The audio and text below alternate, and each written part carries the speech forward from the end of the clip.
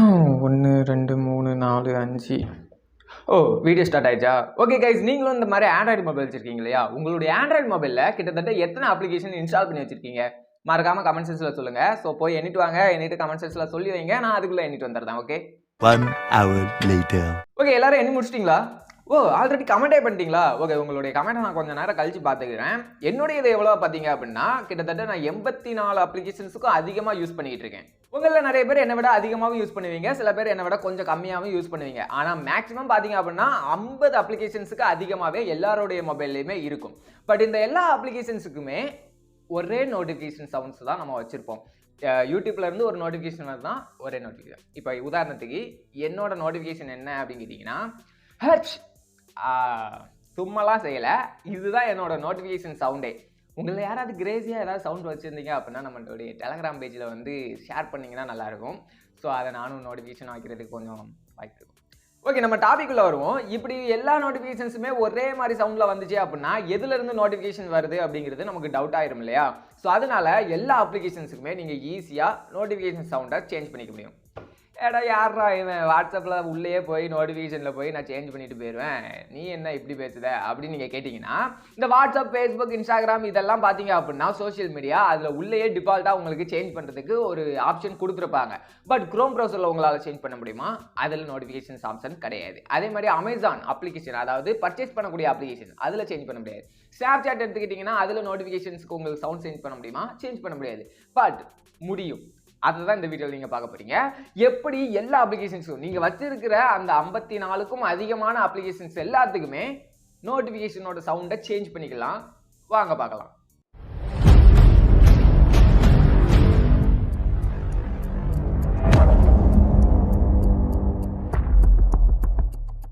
Okay, எல்லா அப்ளிகேஷன்ஸுக்கும் notification change பண்ணுறதுனால என்ன பெனிஃபிட் அப்படின்னு கேட்டிங்கன்னா, இப்போ உதாரணத்துக்கு வாட்ஸ்அப்பில் வந்து நீங்கள் நோட்டிஃபிகேஷன் சவுண்ட் சேஞ்ச் பண்ணி வைக்கிங்கன்னு வச்சுக்கிறோம். வாட்ஸ்அப்பில் இருந்து யாராவது மெசேஜ் பண்ணுறாங்க அப்படின்னா ஓகே, வாட்ஸ்அப்பில் இருந்து மெசேஜ் வந்திருக்கு அப்படிங்கிறது உங்களுக்கு தெரியும். அதே மாதிரி டெலகிராமுக்கு ஒரு சவுண்ட் கொடுத்து வச்சுருந்தீங்கன்னா ஓகே, இது வாட்ஸ்அப்பில் வரல, இது டெலகிராமில் வந்திருக்கு அப்படிங்கிறது உங்களுக்கு தெரியும். ஸோ இந்த மாதிரி ஒவ்வொரு அப்ளிகேஷனையுமே நீங்கள் ஐடென்டிஃபை பண்ணுறதுக்கு இது ரொம்பவே ஹெல்ப்ஃபுல்லாக இருக்கும். 50 அப்ளிகேஷன் மாடா நாங்கள் ஐடென்டிஃபை பண்ண போகிறோம் அப்படின்னு தானே கேட்குறீங்க. இதுவே இதை எப்படின்னு பார்த்து தெரிஞ்சு வச்சுக்கோங்க, மேபி உங்களுக்கு யூஸ் ஆகலாம் இல்லையா? ஓகே, இதுக்கு என்ன பண்ணணும் அப்படிங்கிறீங்கன்னா, உங்களுக்கு மொபைல் எடுத்துக்கோங்க. ஸோ அதில் செட்டிங்ஸ் அப்படிங்கிற ஒரு ஆப்ஷன் இருக்கும். அங்கே உங்களுக்கு ஆப்ஸ் அப்படின்னு சொல்லிட்டு ஒரு ஆப்ஷன் கொடுத்துருப்பாங்க. அப்படி இல்லைனா அப்ளிகேஷன் மேனேஜர் அப்படின்னு சொல்லிட்டு கொடுத்துருப்பாங்க. ஸோ அதை கிளிக் பண்ணீங்க அப்படின்னா நீங்கள் இன்ஸ்டால் பண்ணி வச்சிருக்கிற எல்லா அப்ளிகேஷனுமே உங்களுக்கு வந்து லிஸ்ட் அவுட் ஆகும் இல்லையா? ஸோ அந்த அப்ளிகேஷன்ஸில் இப்போ எந்த அப்ளிகேஷனுக்கு நீங்கள் நோட்டிஃபிகேஷன் சேஞ்ச் பண்ண போகிறீங்களோ ஸோ அந்த அப்ளிகேஷனை வந்து நீங்கள் கிளிக் பண்ணுங்கள். ஸோ உதாரணத்துக்கு பார்த்தீங்க அப்படின்னா நான் இப்போ யூடியூப்பை கிளிக் பண்ணிக்கிறேன். ஸோ யூடியூப்பை கிளிக் பண்ணி உள்ளே போனீங்க அப்படின்னா உங்களுக்கு நோட்டிஃபிகேஷன்ஸ் அப்படின்னு சொல்லிட்டு ஃபஸ்ட்டாக ஒரு ஆப்ஷன் இருக்கு இல்லையா? ஸோ அந்த ஆப்ஷனை வந்து நீங்கள் கிளிக் பண்ணுங்கள். இங்கே வந்து நிறைய ஆப்ஷன் வந்து கொடுத்துருப்பாங்க. அதில் உங்களுக்கு சப்ஸ்கிரிப்ஷன் அப்படின்னு சொல்லிட்டு ஒரு ஆப்ஷன் இருக்கு இல்லையா? ஸோ இந்த நோட்டிஃபிகேஷன் சவுண்டை நீங்கள் மாற்றணும் அப்படின்னா அந்த சப்ஸ்கிரிப்ஷனை வந்து நீங்கள் கிளிக் பண்ணிங்கன்னா போதும். உள்ளே உங்களுக்கு நிறைய ஆப்ஷன் கொடுத்துருப்பாங்க. அதில் பார்த்தீங்க அப்படின்னா சவுண்ட் சொல்லிட்டு ஒரு ஆப்ஷன் கொடுத்துருப்பாங்க. ஸோ அந்த சவுண்டை கிளிக் பண்ணி உங்களுக்கு என்ன நோட்டிஃபிகேஷன் வைக்கணும் அப்படின்னு நினைக்கிறீங்களோ, நீங்கள் ஃபைல் மேனேஜரில் ஏதாவது நோட்டிஃபிகேஷன் சவுண்ட் வச்சுருந்தீங்கனாலும் அதையும் செட் பண்ணிக்க முடியும். அண்ட் அதே நேரத்தில் சிஸ்டமில் இருக்கிற டிஃபால்ட்டான சவுண்ட்ஸ் இருக்கு இல்லையா? ஸோ அதையுமே நீங்கள் ஈஸியாக செட் பண்ணிக்க முடியும். இந்த மாதிரி நீங்கள் ஒவ்வொரு அப்ளிகேஷன்ஸுக்குமே ஈஸியாக செட் பண்ணிக்கலாம். அண்ட் ஒவ்வொரு கேட்டகரி ஆஃப் நோட்டிஃபிகேஷன்ஸுக்கும் அது என்ன கேட்டகரி நோட்டிஃபிகேஷன் எனக்கு ஒன்றும் புரியலையே அப்படின்னு நீங்கள் கேட்டிங்கன்னா, இப்போ யூடியூப் அப்படின்னு எடுத்துக்கிட்டிங்கன்னா உங்களுக்கு பலவிதமான நோட்டிஃபிகேஷன்ஸ் வரும். உதாரணத்துக்கு நீங்கள் யாரையாவது சப்ஸ்கிரைப் பண்ணி வச்சுருப்பீங்க, அவங்க ஏதாவது ஒரு வீடியோ போட்டாங்க அப்படின்னா உங்களுக்கு ஒரு நோட்டிஃபிகேஷன் வரும் இல்லையா? ஸோ அது ஒரு நோட்டிஃபிகேஷன். உங்களுடைய வீடியோக்கு யாராவது கமெண்ட் அண்ட் ரிப்ளை ஏதாவது பண்ணாங்க அப்படின்னா அதுக்கு ஒரு நோட்டிஃபிகேஷன் வரும் இல்லையா? ஸோ அது ஒரு கேட்டகரி. அண்ட் நீங்கள் ஏதாவது லைவ் ஸ்ட்ரீம் பண்ணுறீங்க, இல்லை வேறு நீங்கள் நீங்கள் வந்து சப்ஸ்கிரைப் பண்ணி வச்சுருக்கவங்க யாராவது லைவ் ஸ்ட்ரீம் பண்ணுறாங்க அப்படின்னா அதுக்கு ஒரு நோட்டிஃபிகேஷன் வரும் இல்லையா?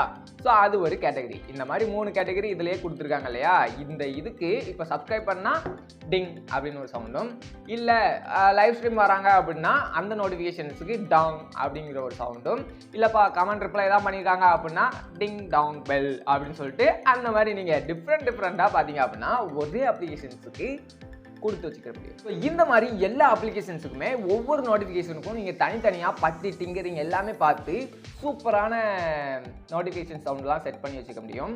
ஓகே, அவ்வளோத்தையும் நான் செட் பண்ணி நான் என்னடா பண்ண போகிறேன், அதை கண்டுபிடிக்கிறதுக்குள்ளே எனக்கு விடிஞ்சிருண்டா அப்படிங்கிற மாதிரி தான் தோணும். பட் இப்படி ஒரு விஷயம் இருக்குங்கிறத நீங்கள் தெரிஞ்சுக்கணும் இல்லையா? அதுக்காக தான் இந்த வீடியோ. ஸோ வீடியோ பிடிச்சிருந்துச்சு அப்படின்னா மறக்காமல் அந்த தம்ஸ் அப் பட்டனை ப்ரெஸ் பண்ணிடுங்க. இந்த வீடியோ உங்கள் நண்பர்களுக்கு ஷேர் பண்ணுங்கள். ஏன்னா மேபி நிறைய பேருக்கு யூஸ் ஆகலாம் இல்லையா? ஸோ அதனால் ஷேர் பண்ணி விடுங்க, அவங்களும் தெரிஞ்சுக்கிட்டோம்.